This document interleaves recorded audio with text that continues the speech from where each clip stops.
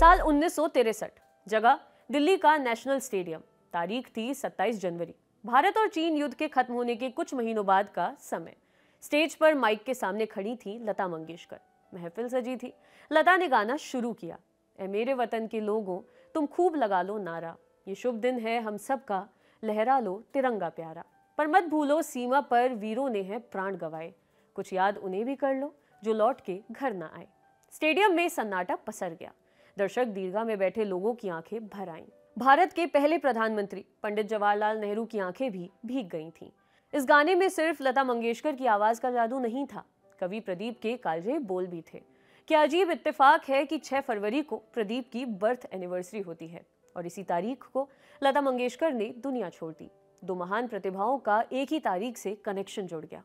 कवि प्रदीप का जन्म 6 फरवरी 1915 में मध्य प्रदेश के बड़नगर में हुआ था। उनकी पहली फिल्म बंधन रिलीज हुई साल 1943 में। उन्हें पहचान मिली फिल्म किस्मत के गाने दूर हटो ए दुनिया वालों, हिंदुस्तान हमारा है से। कहा जाता है कि ये गाना सुनकर ब्रिटिश सरकार इतनी बौखला गई थी कि बचने के लिए प्रदीप को भूमिगत होना पड़ा था। साल 1962 की भारत चीन लड़ाई के बाद भारतीय सेना के जवानों की आर्थिक मदद देने के लिए फिल्म इंडस्ट्री ने एक चैरिटी शो ऑर्गेनाइज किया था। इस शो में पीएम नेहरू और राष्ट्रपति राधाकृष्णन आने वाले थे। इसी शो में लता मंगेशकर ने पहली बार ये गीत गाया था, जिसे सुनकर जवाहरलाल नेहरू भी रो पड़े थे।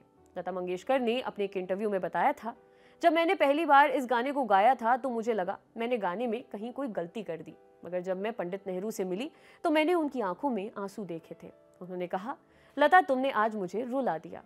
एक रोज प्रदीप ऐसे ही माहिम बीच पर टहल रहे थे। उनके दिमाग में एक लाइन आई और फट से पूरा पैरा तैयार हो गया। उस समय उनके पास ना तो पेन था ना ही डायरी, मगर गाने के बोल तो लिखने ही थे। तो उन्होंने बगल के एक राहगीर से पेन मांगा, जेब से अपने सिगरेट का डब्बा फाड़ा और उसे उलट दिया। उस छोटे से कागज पर ही प्रदीप ने देशभक्ति का वो गीत लिखना शुरू कर दिया जो आइकॉनिक बन गया। घर पहुंचकर प्रदीप ने उस गाने को खत्म किया। प्रदीप चाहते थे कि इस गीत को लता गाएं।